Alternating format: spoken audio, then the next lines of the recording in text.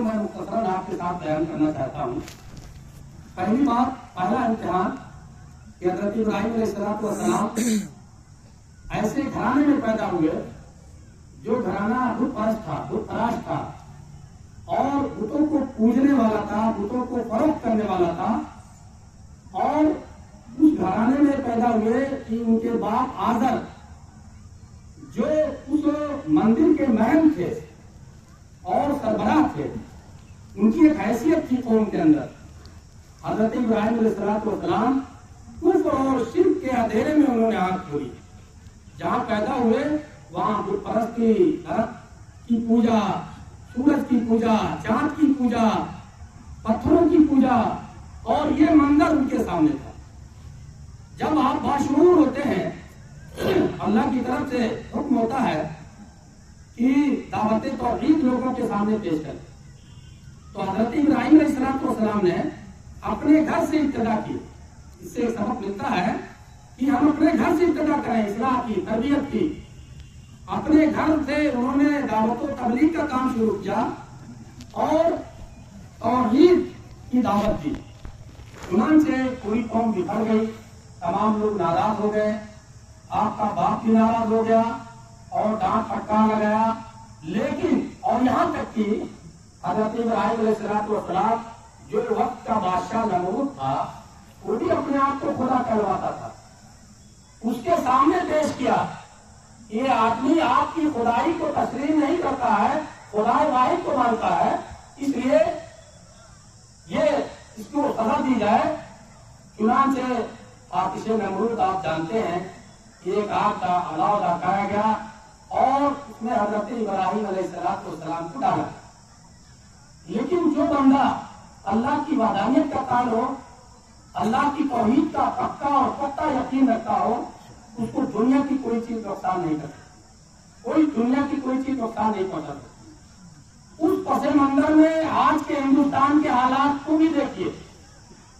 कुफ्र और शिर्क, बुत परस्ती, शिर्क का गलबा, और इस वक्त तौहीद की आवाज उठाना, दीन इस्लाम की आवाज उठाना इस वक्त मुश्किल हो गया है। ऐसे ही जैसे हज़रत इब्राहीम अलैहिस्सलाम, हर तरफ को मुश्किल की अलगार है, हर तरफ दीन इस्लाम को मिटाने की कोशिश की जा रही है। ऐसे हालात में हज़रत इब्राहीम अलैहिस्सलाम की जिंदगी को नमूना बनाइए कि जिन हालात में हज़रत इब्राहीम अलैहिस्सलाम ने तौहीद का डंका बजाया, तौहीद का पर कायम रहे और उस पर इस्तेकामत इख्तियार करी, कि आज भी उसी का तकादा है कि हम भी तौहीद पर कायम रहे, अकीदे तौहीद हमारा मजबूत रहे, मुतज़ल्ज़ल न रहे।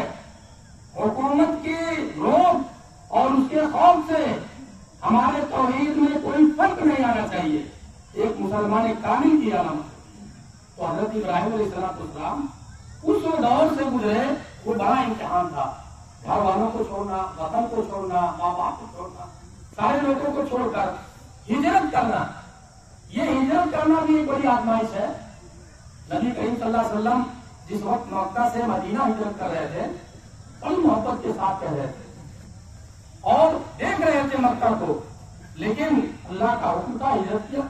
हज़रत इब्राहीम अलैहिस्सलाम भी हिजरत कर गए और दुनिया की खाक छानते रहे, इधर उधर घूमते रहे, पता न कैसे हालात रहे।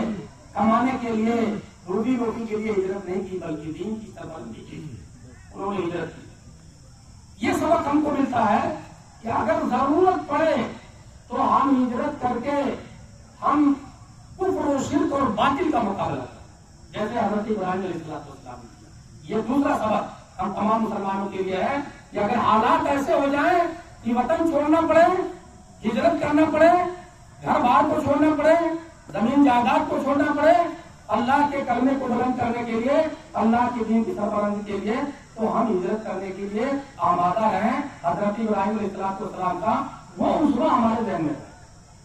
तीसरी चीज, तीसरा इम्तिहान, अल्लाह तबारक तआला ने हज़रत इब्राहीम अलैहिस्सलाम को बुढ़ापे में औलाद एक दुआ की थी। पैदा होने, हज़रत इस्माइल के पैदा होने से पहले 50 साल पहले दुआ की थी, रब्बे हाब ली मिनस सालिहीन, اور 50 سال کے بعد یہ دعا قبول ہوئی۔ اس میں ہمیں سبق یہ ملتا ہے کہ ہم کوئی بھی دعا کریں تو فوراً اس کا رزلٹ نہ مانگتے ہیں، دعا کرتے رہیں، اللہ تعالیٰ سے مدد مانگتے رہیں، حالات کی تبدیلی کی دعا کرتے رہیں، پریشانیوں کے ٹالنے کی دعا کرتے رہیں۔ اللہ تعالیٰ جو مناسب ہوگا وہ اللہ تعالیٰ کرے گا۔ حضرت ابراہیم علیہ السلام نے 50 سال پہلے دعا کی اور 50 سال کے بعد اللہ تعالیٰ نے الجھتے جگر حضرت اسماعیل کی صورت میں کیا۔ یہ بڑا امتحان کہ بچہ پیدا ہوا، دودھ پی رہا ہے، اللہ کی طرف سے حکم ہوتا ہے کہ اس کو لے جاؤ مکہ کی وادی میں چھوڑو، اس کو اور اس کی ماں۔ یہ بہت بڑا امتحان ہے، بڑے جگر کی بات ہے کہ دودھ پیتے بچے کو اللہ کے حکم سے مکہ کی وادی میں چٹیل میدان میں جہاں کوئی آدم نہ تھا وہاں چھوڑاؤ۔ حضرت ابراہیم علیہ السلام چھوڑ، حضرت حاجرہ علیہ السلام کے پاس جو کچھ پانی اور دودھ اور سامان ہوتا ہے کچھ دنوں کے بعد جب ختم ہوتا ہے تو بچے کی گڑگڑاہٹ اور بچے کی رونے کی آواز سن کر ایک ماں تڑپ اٹھتی ہے اور اس چٹیل میدان میں ریگستان میں پانی تلاش کرتی ہے۔ پانی کہاں ملے گا؟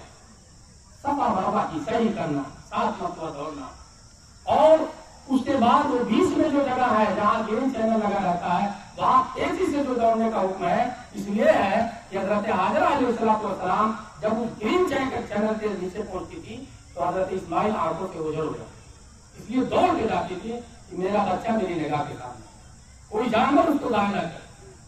اس لیے حضرت حاجرہ کا یہ عمل اللہ تعالیٰ کو اتنا پسند آیا، ان کی یہ ادا اتنی پسند آئی کہ قیامت تک آنے والے تمام حاجیوں کے لیے اس کو واجب کرا دیا۔ سب لوگ صحیح کریں گے مگر صحیح کے عمرہ نہیں ہوگا، اس لیے صحیح کرتے ہیں تمام۔